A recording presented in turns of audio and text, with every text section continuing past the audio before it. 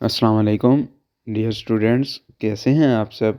आज का जो हमारा टॉपिक है वो है सोशियोलॉजी के अंदर सोशल स्ट्रैटिफिकेशन क्या होती है, इसकी डेफिनेशन डिस्कस करेंगे हम, यानी कि और बाद में इसका बेसिक कॉन्सेप्ट क्या है वो सारा डिस्कस करेंगे। तो सोशल स्ट्रैटिफिकेशन बेसिकली सोसाइटी के अंदर, सोशल का मतलब के सोसाइटी के रिलेटेड आ गया, और स्ट्रैटिफिकेशन का मतलब होता है इनइक्वालिटीज़। जो स्ट्रक्चरल इनइक्वालिटीज़ पाई जाती हैं सोसाइटी में उसे हम कहते हैं स्ट्रैटिफिकेशन। तो इसकी डेफिनेशन क्या होगी? Stratification can be defined as structural inequalities between different groupings of people. अब ग्रुपिंग्स ऑफ पीपल का मतलब यहाँ पे है जो सोसाइटी, एक सोसाइटी मुराद ली जा रही है। ग्रुपिंग ऑफ पीपल का मतलब है एक सोसाइटी। एक सोसाइटी में मुख्तलिफ जो ग्रुप लोग रहते हैं उनके दरमियान, यानी कि मुख्तलिफ सोसाइटीज़ के दरमियान जो स्ट्रक्चरल इनइक्वालिटीज़ होती हैं उन्हें हम क्या कहते हैं? स्ट्रैटिफिकेशन। जैसे कि क्लास डिफरेंट होती है हर सोसाइटी की, कास्ट डिफरेंट होती है हर सोसाइटी की। तो ये सारी चीज़ें किस में आ जाती हैं? सोशल स्ट्रैटिफिकेशन में आ जाती हैं। जो सोसाइटी की क्या होती हैं? इनइक्वालिटीज़ सोसाइटीज़ में पाई जाती हैं। अब कोई अमीर लोग हैं, कुछ गरीब लोग हैं, कुछ मिडिल क्लास लोग हैं, ये सारी स्ट्रैटिफिकेशंस हैं। किसी की ज़ात और होती है, कोई ऊंची ज़ात का होता है, कोई नीची ज़ात का होता है, जो ज़ातों में भी पाई जाती है स्ट्रैटिफिकेशन। तो ये जो स्ट्रैटिफिकेशंस पाई जाती हैं इन्हें क्या कहते हैं? सोसाइटी में सोशल स्ट्रैटिफिकेशन कहते हैं। दूसरा पॉइंट है हमारे पास, social stratification is compare to the geological layering of rock in the earth surface. अब इसका क्या मतलब है, यानी कि जियो का कैसे ताल्लुक़ आ गया सोसाइटी से, सोशल स्ट्रैटिफिकेशन से? तो इसका इस तरह ताल्लुक़ आ गया कि सोशल स्ट्रैटिफिकेशन की जो डिवीजन्स होती हैं उसे हम यानी कि कंपेयर करते हैं जियोग्राफिकल। जैसे रॉक नहीं होती, नीचे से क्या साइज़ उसका बड़ा होता है, ऊपर से साइज़ छोटा छोटा होता जाता है। तो एक यानी कि लेयर बाय लेयर्स होती है ना रॉक की, यानी कि अपर लेयर, मिडल लेयर, जो सेट में लास्ट लेयर होती है, एंड वाली लेयर। जो लास्ट लेयर होती है वो ज़्यादा होती है, जो मिडल लेयर होती है वो ऊपर से थोड़ी बारीक हो जाती है, और जो अपर लेयर होती है वो सबसे बारीक हो जाती है। तो ज़मीन की सरफेस पर जो रॉक पाई जाती हैं हम सोशल स्ट्रैटिफिकेशन को उनके साथ कंपेयर करते हैं। क्यों करते हैं? जैसे कि आप इस पिरामिड में देख सकते हैं, सोसाइटी में जो सोशल स्ट्रेटिफिकेशन है वो भी बिल्कुल इस पिरामिड की तरह पाई जाती है। जैसे कि लोअर क्लास है, मिडिल क्लास है, अपर क्लास है। अब जो लोअर क्लास है दुनिया में वो सबसे ज़्यादा है, उसके बाद क्या है? मिडिल क्लास है, और सबसे कम कौन सी है? अपर क्लास है। जो लोअर क्लास है वो दुनिया की तकरीबन 50% पॉपुलेशन लोअर क्लास है, जिसके पास दुनिया की सिर्फ 2% वेल्थ है। पूरी दुनिया की जो वेल्थ है वो सिर्फ 2% है लोअर क्लास के पास। उसके बाद हमारे पास आ जाती है मिडिल क्लास।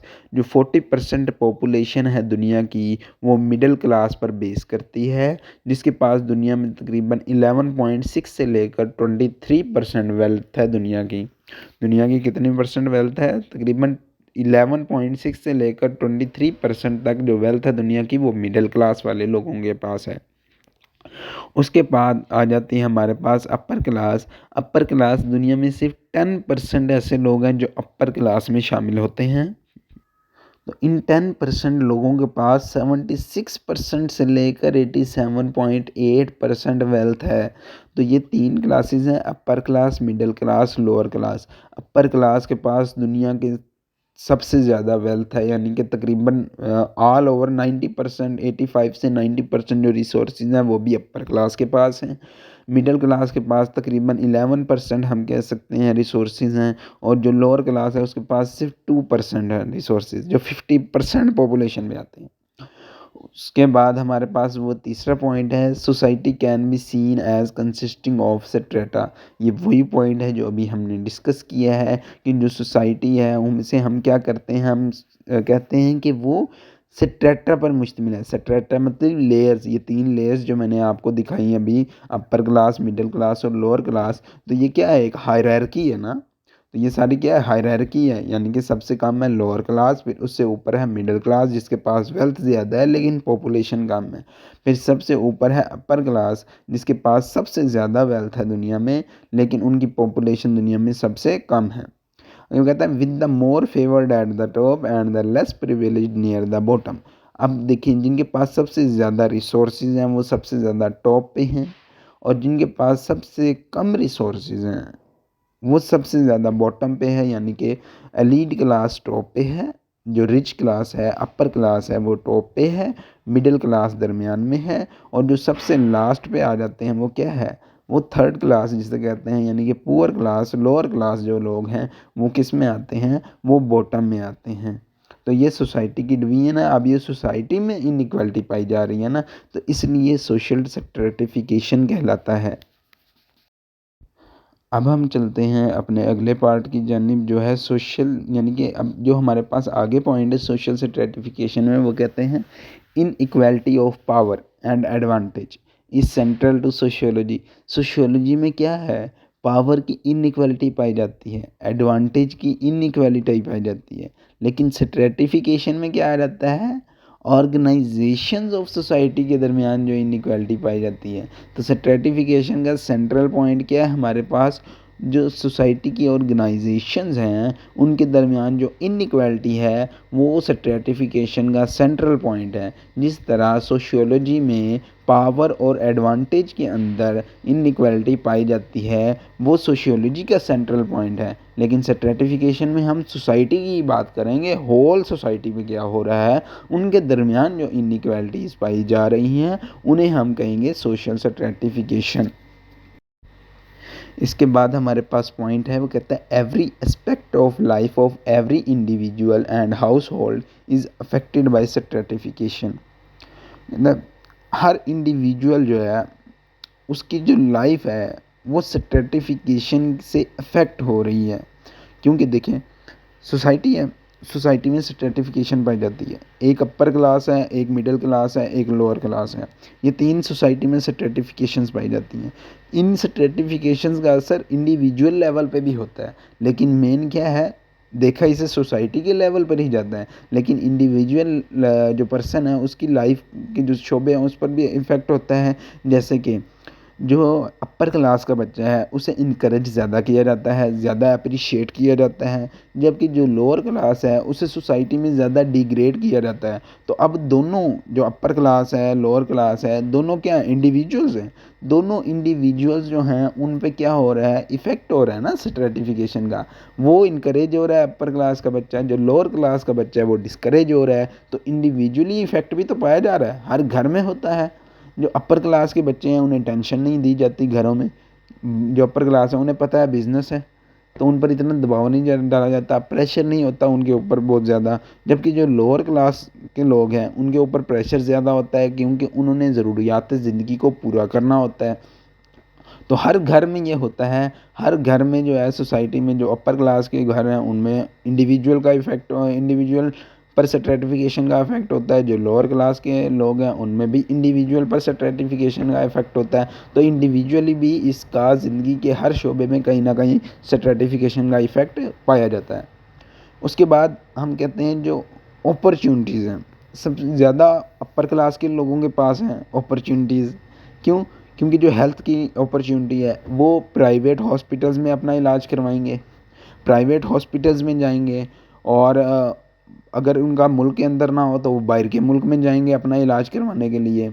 अच्छा, और इनके क्या लॉन्गेविटी, यानी कि इनकी जो उम्र होती है वो भी अमूमन ज़्यादा होती है, क्योंकि जो अपर क्लास है उन्हें टेंशन नहीं दी जाती, हेल्थ फैसिलिटीज़ भी ज़्यादा होती हैं उनके पास, तो उनकी जो लाइफ होती है, लाइफ पीरियड वो भी लॉन्ग में आ जाता है। उसके बाद सिक्योरिटी, एजुकेशनल सक्सेस, उनके पास क्या है, एजुकेशन, एजुकेशन हासिल करने के लिए बहुत सारी ऑप्शंस मौजूद हैं, बहुत ज़्यादा सारी अपॉर्चुनिटीज़ हैं। अगर वो उनके मुल्क में ऐसा निज़ाम नहीं है तो वो बाहर के ममालिक में चले जाते हैं अपने बच्चों को तालीम दिलवाने के लिए, एजुकेशन हासिल करने के लिए वो बाहर के ममालिक में चले जाते हैं। जबकि जो नेटिव्स हैं, जो लोअर क्लास के लोग हैं, वो क्या करते हैं, अपने बच्चों को सरकारी स्कूल में ही डालते हैं, यानी कि गवर्नमेंट सेक्टर वाले स्कूल्स में ही वो पढ़ाते हैं बच्चों को। उसके बाद fulfilment in work and political influence. अच्छा, वो जो अपर क्लास के लोग हैं वो अपना काम करवा लेते हैं, लोग उनका काम करते हैं। क्यों? क्योंकि पैसा है उनके पास, पैसे की वजह से उनकी इज्जत दी जाती है, उनके काम किए जाते हैं। जबकि लोअर क्लास के लोग हैं वो लाइनों में लगे रहते हैं, घंटों घंटों लाइनों में खड़े रहते हैं और उनका नंबर नहीं लगता, उनके काम नहीं किए जाते, उन्हें कुछ समझा नहीं जाता। और ये जो अपर क्लास के लोग हैं इनका पॉलिटिकल इन्फ्लुएंस बहुत ज़्यादा होता है, किसी भी पॉलिसी बनाने में इनका इन्फ्लुएंस होता है। ये पॉलिसी अपने मुताबिक बनवाते हैं ताकि ख़ुद सबसे ज़्यादा से ज़्यादा फ़ायदे उठा सकें। लोअर क्लास का इन्हें कोई ख्याल नहीं होता। ये सारे क्या अनइक्वली डिस्ट्रीब्यूशंस हैं, एक सिस्टमेटिक वेज में है, यानी कि upper class, middle class, lower class. Upper class का इन्फ्लुएंस ज़्यादा है क्योंकि उनके पास वेल्थ ज़्यादा है। लोअर क्लास का इन्फ्लुएंस कम है, बल्कि ना होने के बराबर है, क्योंकि उनके पास वेल्थ ही नहीं है, देने के लिए कुछ नहीं है। तो उनके मुताबिक तो पॉलिसियाँ बनाई नहीं जाती, सारा जो फ़ायदा होता है वो अपर क्लास के लोगों को होता है। तो ये स्ट्रेटिफिकेशंस के अपॉर्चुनिटीज़ के हवाले से आ गया। अब आगे हम नेक्स्ट रीड करते हैं। अब नेक्स्ट जो हमारे पास है, social stratification is not an individual fact, it is rather a social fact. अब देखें, जो स्ट्रेटिफिकेशन है वो इंडिविजुअल फैक्ट नहीं है, क्या है? सोशल फैक्ट है। वो कैसे?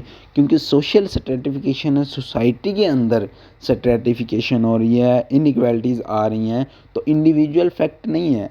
बेशक इंडिविजुअल पर उसका इफ़ेक्ट होता है, लेकिन हम जब सोशल स्ट्रेटिफिकेशन को देखेंगे तो हम उसे पूरे सोसाइटी के लिहाज से देखेंगे, तो वो सोशल फैक्ट के अंदर आएगा। पूरी सोसाइटी में 3 क्लासेस हैं, upper class, middle class, lower class, तो हम उन्हें उस हिसाब से देखेंगे। वो बाद की बात आ जाती है, वो उसकी आगे फर्दर डिटेल है कि वो लोअर क्लास में किस तरह इंडिविजुअल पे इफ़ेक्ट होता है, अपर क्लास में किस तरह इफ़ेक्ट होता है। तो अब इसके बाद हम कास्ट की एग्जांपल लेते हैं, तो कास्ट भी मुख्तलिफ होती हैं हर लोग की। तो वो लोग दूसरी कास्ट वाले को अपनी कास्ट के बराबर नहीं समझते हैं। तो इंडिया में 4 कास्ट पाई जाती हैं, ब्राह्मण, क्षत्रिय, वैश्य और शूद्र।